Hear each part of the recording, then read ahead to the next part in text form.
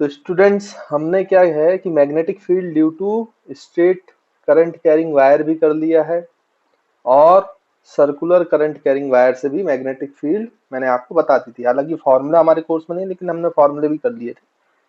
और किस पे डिपेंड करती है वो भी मैंने आपको बताया था। अब यहाँ पे क्या है कि ये जो सोलेनॉइड है, अब तीसरा जो स्ट्रक्चर आपके कोर्स में है वो है सोलेनॉइड, है ना। तो अब आप हेडिंग डालेंगे magnetic field, magnetic field field due to solenoid.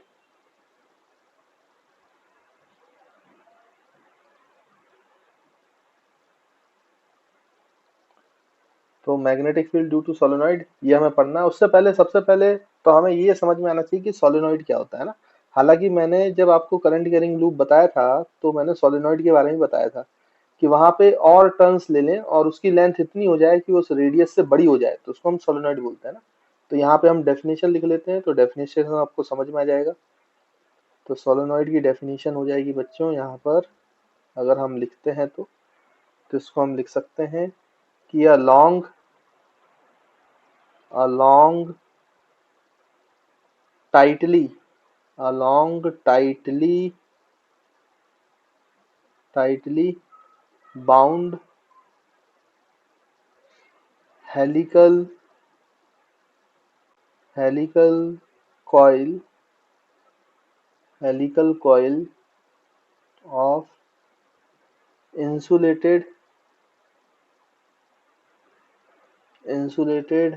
wire, insulated ऐसा लिख लो, इंसुलेटेड मेटलिक वायर, है ना।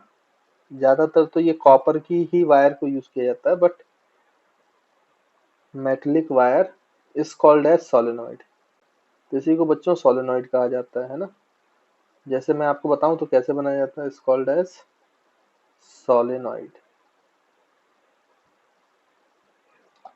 तो भाई यहाँ पर इस तरीके से एक कोर दिया जाता है। ये कोर एयर भी हो सकती है, या फिर कोई बच्चों इस तरीके से आयरन का पीस भी हो सकता है, उसमें कोई दिक्कत वाली बात नहीं है ना। तो उसकी लेंथ बहुत ज्यादा होती है। आप ये मान सकते हो कि जो रेडियस है, सोलेनॉइड तभी बोलते हैं जब इसकी जो लेंथ है बच्चों, वो length is very very greater then radius, तो आप फिर इसको सोलेनॉइड बोलोगे। नहीं तो फिर वो सर्कुलर लूप जैसा ही बिहेव करेगा जैसे हमने पढ़ा था और एन टर्न्स के लिए। तो उसकी मैग्नेटिक फील्ड हम निकाल चुके हैं ना। तो इसमें ये L is very very greater than R होता है। तो यहाँ पे इस तरीके से आप बाइंडिंग करते हैं, ये आपका कोर कहलाता है बच्चों, है ना। कोर जिसपे ये बाइंड हुआ जाता है। एयर भी हो सकता है, मतलब ऐसे खाली इस तरीके से आप लपेट दो, या कोई अंदर मटेरियल भी हो सकता है ना। तो इसको ऐसे बाइंड करते हैं। ये आपका करंट का वायर ऐसे आएगा, इसके ऊपर ऐसे जाएगा, फिर इसको ऐसे ऐसे, फिर ये ऐसे, फिर ये और वायर ऐसे जाएगा इस तरीके से।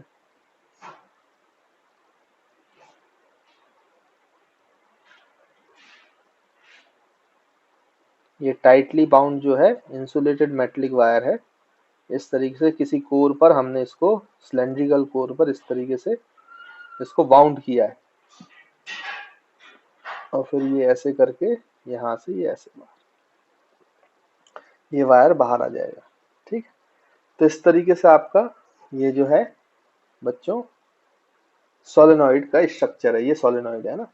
और कई बार इसको ऐसे ही बना दिया जाता है बुक्स में, इस तरीके से सिंपली अगर आपको बनाना। ये एयर वाला कोर है इस तरीके से।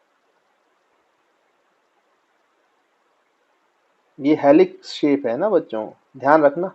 ये स्पाइरल नहीं है, बच्चे कंफ्यूज होते हैं इस हेलिक्स और स्पाइरल में। स्पाइरल का शेप अलग होता है ना। वो जो आप फोटोकॉपी की दुकान में स्पाइरल कराते हो वो अलग बात है, उसको बोल देते हो आप स्पाइरल, लेकिन ये हेलिक्स है। स्पाइरल जो है बच्चों वो इस तरीके का होता है, ऐसे ऐसे ऐसे ऐसे, है ना। खैर उसकी हम बात नहीं कर रहे हैं। तो याद रखेंगे कि ये हेलिक्स शेप है, ना कि स्पाइरल सेल्फ है, इसलिए उसमें बोला गया हेलिकल कॉइल। तो इसमें कंफ्यूज नहीं होना, जो बच्चे कंफ्यूज रहते हैं मैंने आपको बता दिया अंतर है दोनों में, है ना। तो long tightly bound helical coil of insulated metallic wire is called as solenoid. इस तरीके से होता है। इस सोलेनॉइड का एक रेडियस होता है और इसकी लेंथ होती है। सोलेनॉइड ये तब होती है जब length is very very greater then, इसलिए कहा गया लॉन्ग टाइटली बाउंड, है ना। ताकि जो इसका लेंथ है वो very greater greater than radius हो पाए, और इसको हम सोलेनोइड बोल पाए, है ना बच्चों। अब क्या होता है कि जब इसमें से आप करंट फ्लो कराओगे बच्चों, ऐसे करंट फ्लो कराओगे आई, तो ये क्या है कि मैग्नेटिक फील्ड प्रोड्यूस करता है ना, अपने चारों तरफ। और हमने ये पाया कि ये सोलेनोइड एग्जैक्टली वैसी मैग्नेटिक फील्ड प्रोड्यूस करता है जैसी कि प्रोड्यूस करता है कौन बच्चों, बार मैग्नेट, है ना। तो याद रखेंगे कि ये जो सोलेनोइड है, अगर हम यहाँ पे इसको फिर से ड्रॉ करें और उसके कारण मैग्नेटिक फील्ड देखें जब उसमें करंट जाए, तो मैग्नेटिक फील्ड लाइंस बनाने के लिए मैं इसको फिर से ड्रॉ कर लेता हूँ यहाँ पे थोड़ी से जल्दी से, इस तरीके से। तो इसमें से अगर ऐसे करंट फ्लो कर रही है बच्चों ये, तो ये बिल्कुल वैसे ही मैग्नेट की तरह वर्क करता है जैसा कि कौन करता अगर यहाँ पर एल लेंथ का बार मैग्नेट होता, वैसी ही मैग्नेटिक फील्ड आती है इसकी। जब आप इसको एक्सपेरिमेंटली चेक करते हैं या फिर हम निकालते हैं तो इसकी कैरेक्टरिस्टिक वैसी होती है बच्चों जैसी बार मैग्नेट की होती है ना। तो it is behaving like an bar magnet, लेकिन ये मैग्नेट इसलिए बना है क्योंकि इसमें करंट फ्लो करा रहे हैं, जबकि जो आपका परमानेंट मैग्नेट है या बार मैग्नेट है वो तो करंट फ्लो, उसमें एक्सटर्नल कोई करंट फ्लो नहीं होता, मैंने आपको समझाया था। उसमें सर्कुलर लूप में कौन घूम रहे होते हैं, इलेक्ट्रॉन्स, तो वो करंट कंस्टिट्यूट करते हैं, उसके कारण मैग्नेटिक फील्ड है। लेकिन हमें एक्सटर्नली कोई उसमें करंट नहीं फ्लो करानी पड़ती। जबकि ये जो मैग्नेट है इसको बोलते हैं सोलेनोइड, जो ये मैग्नेट बन रहा है बार मैग्नेट इधर बिहेव कर रहा है, इसको बोलते हैं बच्चों इलेक्ट्रोमैग्नेट। ये आर्टिफिशियल मैग्नेट है, ये हमने बनाया है ताकि क्या हो पाए कि हम इसको मैग्नेट की तरह यूज ले पाए। तो जब भी हमें मैग्नेट की तरह यूज लेना होता है तो हम इस तरीके से उसको बना लेते हैं, करंट फ्लो कराते हैं तो मैग्नेट बन जाता है। तो जहां यूज करना होता है वहां यूज करते हैं और फिर करंट को बंद कर देते हैं तो फिर डीमैग्नेटाइज हो जाता है, फिर ये मैग्नेट की तरह बिहेव नहीं करता है ना। तो हम जब चाहे इसको मैग्नेट बना सकते हैं, जब चाहे नहीं बना सकते, इसलिए इसको टेम्परेरी मैग्नेट बोलते हैं या आर्टिफिशियल मैग्नेट बोलते हैं या इलेक्ट्रोमैग्नेट बोलते हैं। तो अभी मैं आपको डिफरेंस लिखा दूंगा परमानेंट मैग्नेट और इलेक्ट्रोमैग्नेट में क्या डिफरेंस होता है। पहले हम इसकी मैग्नेटिक फील्ड लाइंस चेक कर लेते हैं। अच्छा बच्चों मैं एक बात बता दूं, जैसे आप जिस भी जगह से देखेंगे, मान लीजिए यहां से देख रहे हो आप, तो जिस फेस को आप देख रहे हो कॉइल के या सोलेनोइड के, उस फेस में आपको एक पर्टिकुलर डायरेक्शन में करंट मूव करेगी, या तो वो एंटी क्लॉकवाइज दिखेगी। तो जिस फेस को एंटी क्लॉकवाइज दिख रहा हो वो याद रखना वो नॉर्थ पोल की तरह बिहेव करता है ना। ये मैंने पहले ही बताया था आपको, सर्कुलर लूप में इस तरीके से फेस पहचाना जाता है। और अगर इस साइड से एंटी क्लॉकवाइज दिख रहा है तो अगर ये नॉर्थ पोल जैसा बिहेव कर रहा है, तो ऑब्वियस सी बात है जब उसके अपोजिट साइड से देखोगे तो वो आपको साउथ पोल जैसा बिहेव करता हुआ दिखाई देगा, है ना। मतलब वो साउथ पोल जैसा, क्योंकि वहां पे आपको जो करंट है बच्चों वो क्लॉकवाइज दिखाई देगी। तो एक फेज से एंटी क्लॉकवाइज दिखाई देगी तो पक्का है कि अदर फेज से वो क्लॉकवाइज दिखाई देगी। तो क्लॉकवाइज का मतलब वो कैसा पोल बन रहा है बच्चों, साउथ पोल। तो ऐसे याद रख सकते हो आप, नॉर्थ पोल मतलब एंटी क्लॉकवाइज और क्लॉकवाइज का मतलब इस तरीके से साउथ पोल, है ना। तो ये बच्चों आप लोग याद रखिएगा। तो इससे मैग्नेटिक फील्ड लाइन जैसे मैंने आपको बताया वैसी होती है जैसी किसके थ्रू होती है, बार मैग्नेट के थ्रू। तो ये इस तरीके से मैग्नेटिक फील्ड लाइन देखो बच्चों, मैग्नेट के अंदर से जो मैग्नेटिक फील्ड लाइंस है वो साउथ से नॉर्थ जाती है, ये मैंने आपको पहले बताया था। वैसे ही सोलेनोइड में भी जो अंदर है, सोलेनोइड के अंदर से मैग्नेटिक फील्ड है वो साउथ से नॉर्थ जाएगी, साउथ से नॉर्थ, है ना। और जबकि बाहर जो है बच्चों, बाहर बाहर वो इस तरीके से नॉर्थ टू साउथ जाएगी, इस तरीके से, है ना बच्चों, इस तरीके से नॉर्थ टू साउथ। लेकिन ये आउटसाइड द मैग्नेट ऐसे, इस तरीके से, है ना बच्चों। तो आप ध्यान से देखो तो ये वैसी ही मैग्नेटिक फील्ड लाइंस है जैसी आपने बार मैग्नेट के थ्रू पढ़ी है, इस तरीके से, ठीक। तो ये आपको मैग्नेटिक फील्ड लाइंस मैंने आपको बता दी। ये किसकी मैग्नेटिक फील्ड लाइंस है बच्चों, सोलेनोइड की। और ऐसी ही मैग्नेटिक फील्ड लाइंस किसके लिए पढ़ी है आपने, बार मैग्नेट के लिए, है ना। तो आई होप आपको ये पॉइंट क्लियर होगा। तो ये डायरेक्शन ऑफ मैग्नेटिक फील्ड क्या है, तो ये आपको बताया गया नॉर्थ पोल और साउथ पोल है। नहीं तो आप राइट हैंड थंब रूल भी लगा सकते हो, जिस फेस में आप देख रहे हो एंटी क्लॉकवाइज है उसमें फिंगर्स कर्ल करो तो वहां से मैग्नेटिक फील्ड बाहर आ रही होगी, मतलब नॉर्थ पोल से। और साउथ पोल में अगर कर्ल करोगे तो वहां से मैग्नेटिक फील्ड लाइंस अंदर जा रही होंगी। तो आप ऐसे भी डिटेक्ट कर सकते हो बच्चों। बाकी मैं इसको लिख देता हूँ कि डायरेक्शन कैसे बनाते हैं और नॉर्थ और साउथ पोल डिटेक्ट कैसे करते हैं। तो यहाँ पे मैं आपको हेडिंग दे देता हूँ, तो यहाँ पे आप लिख भी सकते हो इस पॉइंट को, मैं पॉइंट वाइज पॉइंट यहाँ पे लिखा देता हूँ। तो सोलेनोइड से अगर हमें direction of magnetic field detect करना है, direction of magnetic field.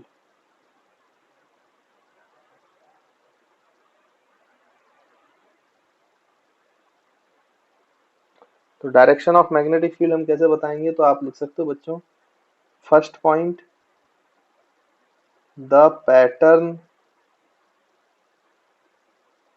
The pattern of magnetic field the pattern of the magnetic field the pattern of the magnetic field is similar to that of bar magnet. The pattern of magnetic field is similar to that of a bar magnet, है ना, जैसे कि मैंने अभी आपको बताया। उसके बाद सेकंड पॉइंट में आप लिख सकते हो,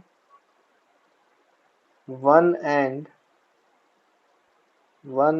of solenoid one end of a solenoid one end of solenoid is a magnetic north pole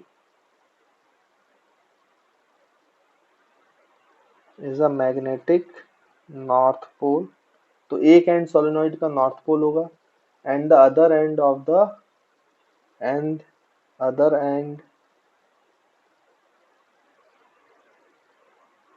and is magnetic south pole,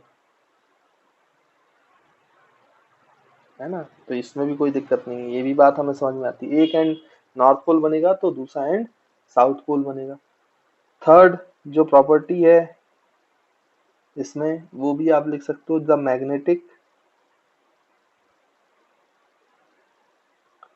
magnetic lines of magnetic field lines.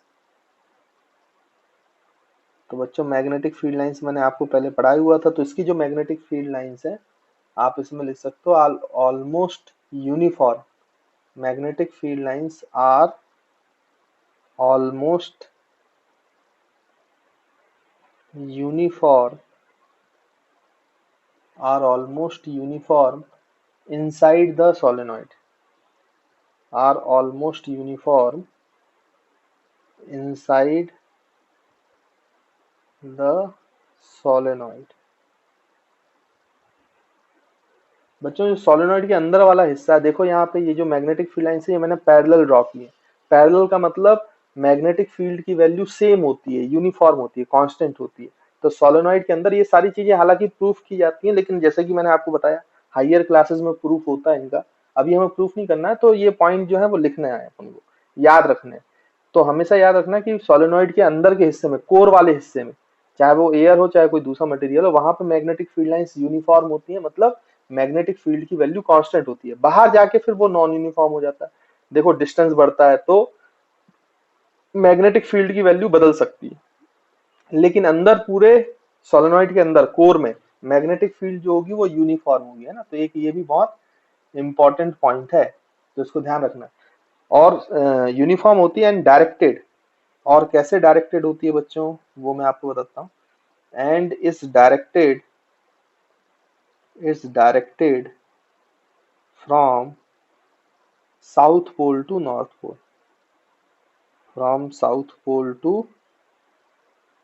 पोल, तो इनसाइड द सोलेनॉइड या core में जो magnetic field होती है वो uniform होती है, और अंदर वो साउथ पोल से नॉर्थ पोल की तरफ होती है। याद रखेंगे, साउथ पोल से बच्चों नॉर्थ पोल की तरफ, है ना। तो ये अंदर की बात हुई। अब हम बाहर की अगर बात करें तो बच्चों बाहर भी हम लिख सकते हैं आउटसाइड। तो आउटसाइड नॉन यूनिफॉर्म होती है ना, वहां पे एक जैसी नहीं होती मैग्नेटिक फील्ड लाइंस, ना मैग्नेटिक फील्ड की वैल्यू। तो हम बोल सकते हैं the magnetic field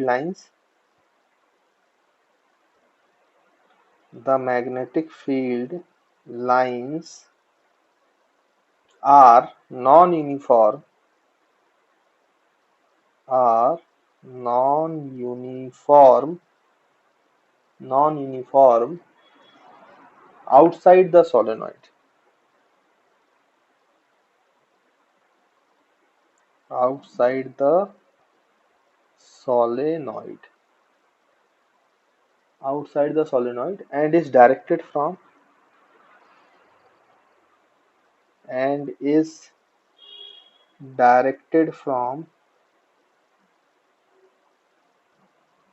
north pole to south pole.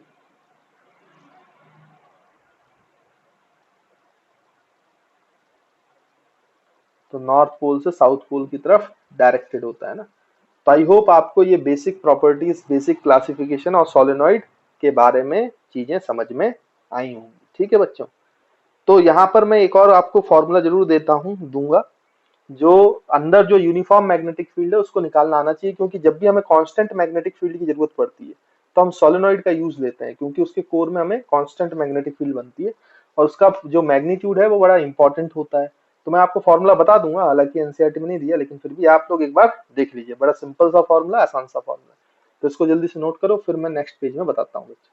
तो देखिए स्टूडेंट्स, अब मैंने आपको बता दिया कि ये जो मैग्नेटिक सोलेनॉइड है उसमें जो मैग्नेटिक फील्ड होती है वो ऐसे होती है, और यहाँ पे मैग्नेटिक फील्ड इंपॉर्टेंट है इनसाइड द सोलेनॉइड, कोर में, क्योंकि जैसे मैंने आपको बताया कोर में जो मैग्नेटिक फील्ड होती है वो यूनिफॉर्म होती है बच्चों, है ना। तो जहां भी हमें कांस्टेंट मैग्नेटिक फील्ड चाहिए होता है वहां पे हम सोलेनॉइड का यूज लेते हैं। तो ये बड़ा इंपॉर्टेंट माना जाता है ना। जैसे कि मैंने आपको बताया कि अगर ये नॉर्थ पोल जैसा बिहेव कर रहा है, ये साउथ पोल है, तो कोर के अंदर मैग्नेटिक फील्ड जो है वो ऐसे यूनिफॉर्म है बच्चों, और साउथ से नॉर्थ की तरफ है। तो जो ये अंदर यूनिफॉर्म मैग्नेटिक फील्ड है इसकी क्या वैल्यू है वो हमें बताना है, तो उसका मैं फॉर्मूला आपको बता रहा हूँ। अब यहाँ पे एक चीज और मैं आपको बता दूं, लेट सपोज कि ये जो सोलेनॉइड है इसमें आपने जैसे ये एक टर्न किया, दो टर्न किया, तो total number of turns, let suppose total number of turns जो है सोलेनॉइड में, टर्न्स इन सोलेनॉइड वो है capital N. Let total number of turns भी कैपिटल एन, और total length of the solenoid जो है बच्चों वो एल है। यहाँ पे इसका रेडियस जो है वो आर है, और आपको पता है इसको सोलेनॉइड तब बोलते हैं जब L is very very greater than R. मतलब इस सोलेनॉइड का जो हम फॉर्मूला बता रहे हैं या पढ़ रहे हैं उसमें ये कंडीशन होनी चाहिए, क्योंकि इसको फिर आइडियल सोलेनॉइड बोला जाता है ना बच्चों। फिर बाद में इसकी सोलेनॉइड की कैरेक्टरिस्टिक्स चेंज हो जाती हैं अगर ऐसा नहीं होगा तो, है ना। खैर वो हमारा चर्चा का विषय नहीं है, हमारे लिए तो यही सोलेनॉइड है। यहाँ पे देखो, यहाँ पे क्या है, एक टर्म डिफाइन किया जाता है बच्चों, स्मॉल एन। तो स्मॉल एन को डिफाइन किया जाता है number of turns of solenoid पर यूनिट लेंथ, ये बड़ा इंपॉर्टेंट फैक्टर है सोलेनॉइड का, क्योंकि इसकी जितनी भी कैरेक्टरिस्टिक्स बाद में आप पढ़ेंगे हायर क्लासेस में वो स्मॉल एन के टर्म्स में होती है बच्चों। स्मॉल एन मतलब total number of turns per unit length. तो number of turns per unit length अगर आप चाहें तो कैसे निकाल सकते हैं, N is equal to total number of turns per unit length, मतलब एल। तो ये स्मॉल एन की वैल्यू हो जाती है। तो जो भी इसकी वैल्यू आए वो बड़ी इंपॉर्टेंट होती है बच्चों, क्योंकि ये बहुत सारी मैग्नेटिक फील्ड की वैल्यू में कैरेक्टरिस्टिक्स ऑफ द सोलेनॉइड को डिफाइन करने के लिए बहुत इंपॉर्टेंट होती है ना। इसलिए इसको यूज करते हैं हम लोग, सभी फॉर्मूले में ये यूज होता है, इसलिए मैंने आपको बता दिया। तो स्मॉल एन क्या है, number of turns of solenoid पर यूनिट लेंथ, तो कैपिटल एन बाई एल, है ना। तो आई होप आपको ये पॉइंट भी क्लियर होगा। तो इसका यूनिट भी आप बोल सकते हो कि टर्न्स पर यूनिट लेंथ, मतलब पर मीटर होगा, number of turns per metre. चलिए खैर आगे बढ़ते हैं। तो अब मेरे को आपको बताना कि स्ट्रेंथ ऑफ मैग्नेटिक फील्ड कितना होगा, है ना। तो strength of magnetic field, strength of magnetic field inside the solenoid, inside the solenoid, है ना, क्योंकि सोलेनॉइड में वो कांस्टेंट होता है और वही हमारे लिए इंपॉर्टेंट है, इसलिए इनसाइड द सोलेनॉइड हमें मैग्नेटिक फील्ड की स्ट्रेंथ बताना है ना, तो मैग्नेटिक फील्ड की वैल्यू बताना। चलिए, तो हमने ये देखा कि ये जब मैग्नेटिक फील्ड प्रूफ किया जाता है या डिराइव किया जाता है, डेरिवेशन तो है नहीं, तो उसका जो कंक्लूजन है वो मैं आपको बता रहा हूँ कि ये जो स्ट्रेंथ ऑफ मैग्नेटिक फील्ड है, फर्स्ट केस में the strength of magnetic field, the strength of magnetic field,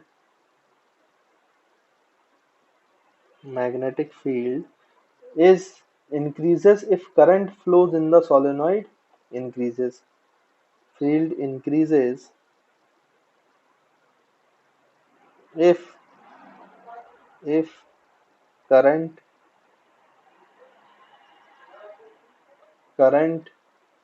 flowing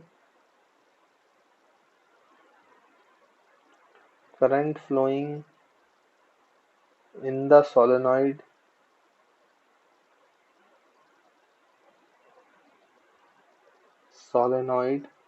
increases.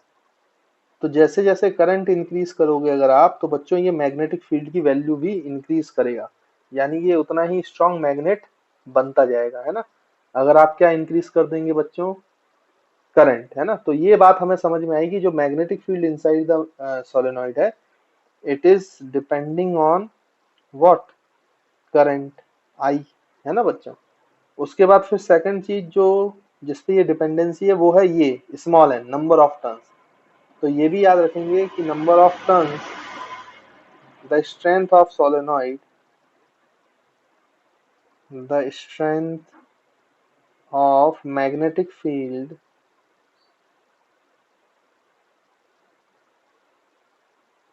inside solenoid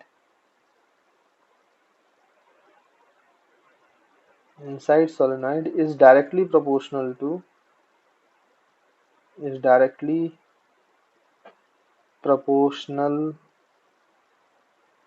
to the number of turns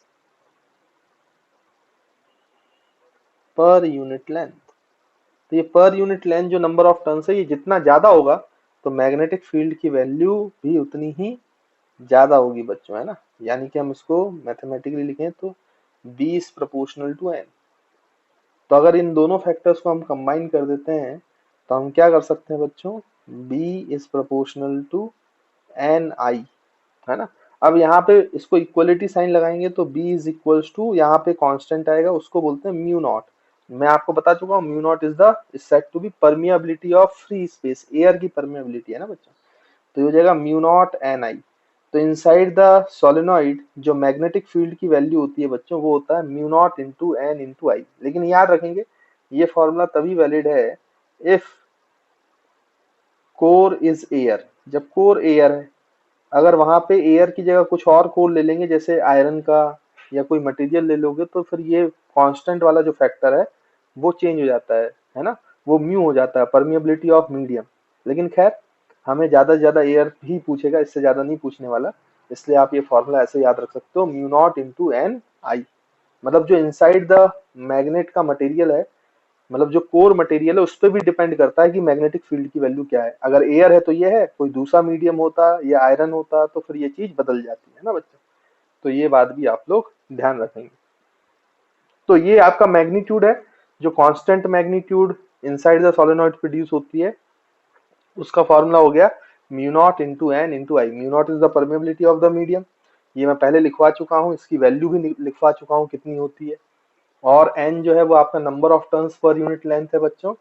और याद रखेंगे स्मॉल जो एल है आपका, वो क्या है स्टूडेंट्स, आई जो है वो करंट इन द सोलेनॉइड, और एन जो है वो number of turns per unit length, है ना। और आपको मैं याद दिला दूं कि म्यू नॉट की जो वैल्यू होती है बच्चों, म्यू नॉट की वैल्यू होती है 4 पाई इंटू 10⁻⁻⁻⁷, है ना। और इसकी मैंने यूनिट भी बताई थी, यूनिट भी आप याद रखेंगे, टेस्ला मीटर पर एम्पेयर, है ना बच्चों।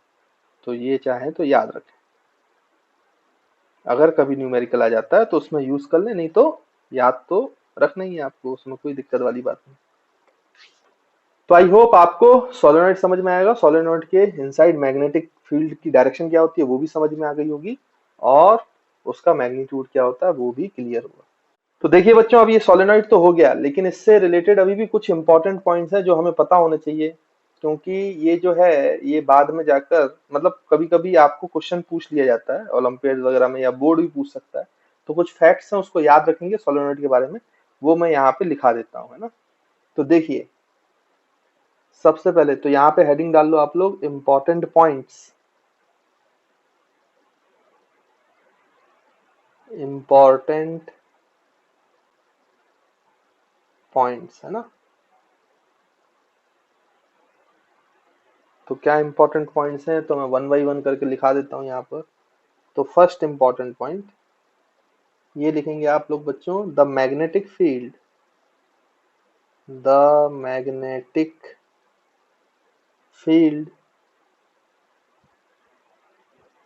produced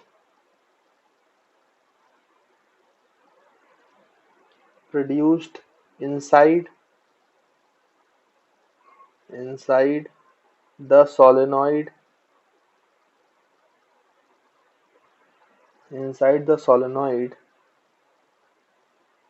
और इसी को बच्चों क्या कहते हैं, कोर भी कहते हैं ना, मैंने पहले ही बोला था। ऑल्सो कॉल्ड एज, जो इनसाइड द सोलेनॉइड की जगह है उसको कोर कहा जाता है, inside the solenoid which is also called as core. Core है ना, इसको कोर भी कहा जाता है, core of solenoid, core of solenoid is constant. तो जैसे बच्चों मैंने आपको बताया था कि कांस्टेंट होता है ना, जो मैग्नेटिक फील्ड कोर में होती है या इनसाइड द सोलेनॉइड होती है, वो बच्चों कैसी होती है, कांस्टेंट। और उसकी वैल्यू भी मैंने आपको लिखवाई, mu naught into N into I, है ना। अब इसमें आप ये याद रखेंगे जरूर कि मैग्नेटिक फील्ड सोलेनॉइड के पूरी लेंथ में तो कांस्टेंट होता है, लेकिन जब एंड पे पहुंचते हैं, उसके एंड पे जहां पे सोलेनॉइड खत्म होता है, वहां पे अचानक से सोलेनॉइड में मैग्नेटिक फील्ड जो है वो हाफ हो जाती है। जो बीचों बीच रहती है वो पूरी लेंथ में रहती है यूनिफॉर्म, लेकिन एंड पे जाते जाते तक हाफ हो जाती है ना। ऐसा होता है, इसका कारण अब क्या है, उसके कारण पे हमें चर्चा नहीं करना है, वो डिस्कशन होता है हायर क्लासेस में, 12th क्लास में आपको बताया जाएगा। लेकिन अभी आपको फैक्ट के रूप में ये बात को याद रखना है ना। तो आप यहां पर लिखेंगे the magnetic field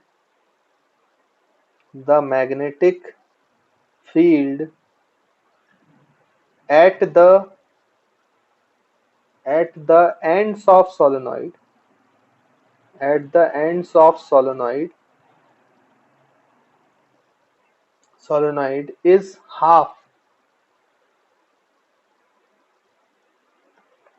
is half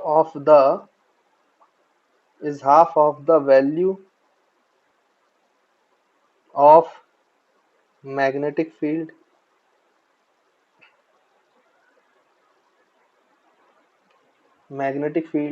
inside the solenoid,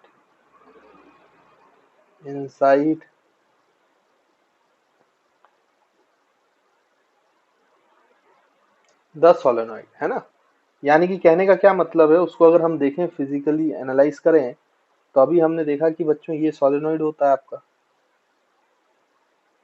इस तरीके से, ऐसे, है ना। और इस सोलेनॉइड में आपने करंट फ्लो कराया आई, और इसका number of turns per unit length N है। तो ये पूरी मैग्नेटिक फील्ड जो है अंदर तो कांस्टेंट रहती है, लेकिन आपको पता है कि ये बाहर जाके फिर इसको ऐसे मुड़ना होता है, टर्न लेना होता है, ये नीचे की तरफ और ये ऊपर की तरफ, इस तरीके से, है ना बच्चों। तो ये साउथ है, ये नॉर्थ है, तो इस साउथ से नॉर्थ की तरफ डायरेक्शन होती है। तो बीचों बीच ये हर जगह पे, हर पूरे रीजन में, यहाँ से लेके यहाँ तक पूरी लेंथ के दौरान मिड में, कोर में जो आपकी मैग्नेटिक फील्ड होती है वो तो इतनी रहेगी, mu naught into N into I, है ना, mu naught into N into I. लेकिन जब आप बिल्कुल एंड पे आते हो, एंड पे थोड़ी सी जगह पर, यहाँ पे एंड पर, यहाँ पे जो मैग्नेटिक फील्ड होती है वो इस मैग्नेटिक फील्ड के हाफ हो जाती है। तो this is magnetic field at and, mu naught N I by two. तो पूरी लेंथ में म्यू नॉट एन आई रहेगी, लेकिन जैसे ही एंड पे आता है तो यहाँ पे ये मैग्नेटिक फील्ड दूर दूर जाती है, क्योंकि इसको लूप बनाना होता है। तो यहाँ पे वो अचानक से हाफ हो जाती है, जो सेंटर पे कोर में मैग्नेटिक फील्ड है उसके। तो ये हाफ है ना, इस बात को प्रूफ किया जाता है, लेकिन अभी नहीं, ये बाद में आपको बताया जाएगा जब आप हायर क्लासेस में पढ़ेंगे। यहाँ पे भी, इस एंड पे भी यही होगा कि यहाँ पे भी मैग्नेटिक फील्ड एट एंड जो होगा वो हाफ हो जाएगा, मतलब mu naught N I by two हो जाएगा, है ना बच्चों। तो ये एक फैक्ट है, इसको याद रखिएगा, है ना। कभी अगर आपसे पूछ ले तो याद रखना कि जो inside the magnetic field, core में मैग्नेटिक फील्ड होती है सोलेनॉइड के कारण, वो एंड पे आते आते तक हाफ हो जाती है।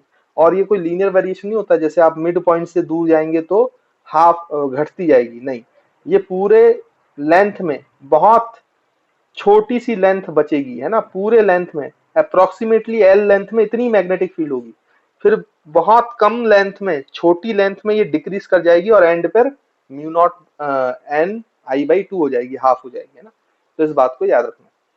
चलिए इसके बाद इसमें जो दूसरा फैक्ट है जो आपको याद रखना चाहिए, अगर इसी सोलेनोइड को आप सर्कुलर फॉर्म में बना दो, सर्कुलर फॉर्म में, तो इस सोलेनोइड को बच्चों फिर टोरॉइड बोला जाता है, टोरॉइड, है ना। तो याद रखेंगे। तो मैं यहाँ पे लिख देता हूं कि a circular solenoid, circular solenoid is called as toroid। Toroid, कुल मिला के इस सोलेनोइड का कोई एंड नहीं होगा, हम एंड खत्म कर देंगे। तो ये आप ऐसे ही बोल सकते हो कि एंडलेस सोलेनोइड, एंडलेस सोलेनोइड, है ना। तो उसी को टोरॉइड कहा जाता है ना बच्चों। तो कभी कभी आपसे टोरॉइड पूछ ले तो घबराने की जरूरत नहीं है, वो सोलेनोइड ही है। उसमें भी मैग्नेटिक फील्ड की वैल्यू यही होगी, बस उसका शेप जो है वो ऐसा हो जाएगा। जैसे अभी ये सोलेनोइड था तो स्ट्रेट था, बार मैग्नेट जैसा था, दिख रहा था आपको।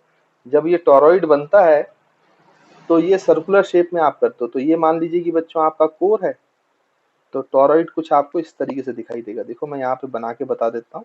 ये आपका कोर हो गया जिसपे आपको वो वायर लपेटना है, और यहाँ से आप वायर को इस तरीके से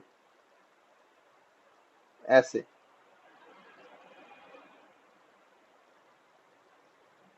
इस पे ऐसे राउंड ऑफ कर दोगे, है ना, बाउंड कर दोगे।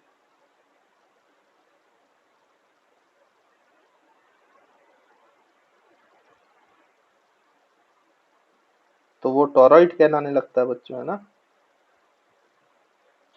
ऐसे ये। अब इसमें करंट आई फ्लो करा दो आप, तो इसमें मैग्नेटिक फील्ड अब स्कोर के अंदर रहेगी, और स्कोर के अंदर जो मैग्नेटिक फील्ड रहेगी बच्चों, वो आपकी हो जाएगी, वही रहेगी जो सोलेनोइड में होती है, that is mu naught N I, अगर कोर एयर है और कोर अगर किसी। तो देखिए बच्चों, ये सर्कुलर जो सोलेनोइड है, या फिर इसका कोई एंड नहीं है क्योंकि अब ये एंडलेस हो गया, तो उसी को हम क्या बोलते हैं बच्चों, टोरॉइड। तो ये जो स्ट्रक्चर है ये आपका टोरॉइड है, और इस टोरॉइड के अंदर क्योंकि ये सोलेनोइड ही है जिसको हमने सर्कुलर फॉर्म में कर दिया है, इसलिए मैग्नेटिक फील्ड की वैल्यू चेंज नहीं होती। इसमें मैग्नेटिक फील्ड की वैल्यू अभी भी म्यू नॉट इंटू एन आई होगा, अगर कोर जो है आपका वो बच्चों एयर है तो, है ना। अगर ये कोई दूसरा मटेरियल होगा, आयरन या फिर कुछ और, तो फिर याद रखना कि ये जो फैक्टर है ये चेंज हो जाता है ना, क्योंकि ये मीडियम पे डिपेंड करता है, ये कांस्टेंट है ना। तो खैर, तो ये एयर के लिए आप लोग याद रखेंगे कि म्यू नॉट एन आई की वैल्यू, है ना। फिर मैं आपको एक और पॉइंट अगर इसमें बता दूं, तो ये जो करंट से हम सोलेनोइड बनाते हैं, इसके कारण जो ये मैग्नेटिक फील्ड होती है, हम इसकी स्ट्रेंथ को वेरी कर सकते हैं। तो जब हमें स्ट्रॉन्ग मैग्नेटिक फील्ड चाहिए होती है, क्योंकि बार मैग्नेट जो है वो स्ट्रॉन्ग मैग्नेट नहीं होते हैं, है ना, उसका मैग्नेटाइजेशन तो होता है लेकिन कुछ हद तक होता है। उसके बाद फिर अगर हमें और ज्यादा स्ट्रेंथ का मैग्नेट चाहिए तो फिर हमें सोलेनोइड के थ्रू बनाना पड़ेगा, क्योंकि इसमें हम करंट की वैल्यू चेंज करके, एन की वैल्यू चेंज करके अपने हिसाब से मैग्नेटिक फील्ड की स्ट्रेंथ बना सकते हैं ना। तो हाइयर मैग्नेटिक फील्ड्स के लिए सोलेनोइड को यूज किया जाता है। तो ये भी आप थर्ड फैक्ट इसका लिख लें, जिसका यूटिलाइजेशन क्या है भाई। तो यहाँ पे आप लिख लेंगे कि अ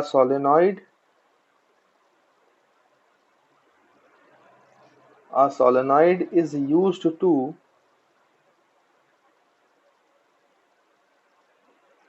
create a यूनिफॉर्म, और दूसरा क्या है, यूनिफॉर्म मैग्नेटिक फील्ड देता है, तो उसको भी हमें चाहिए, तो सोलेनोइड ही यूज करना पड़ेगा। Use to create uniform and high magnetic field,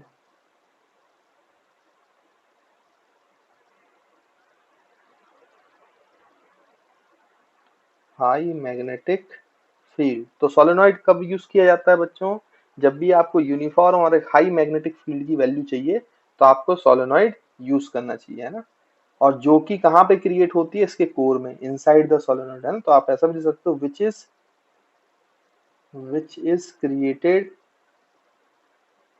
is created inside the solenoid।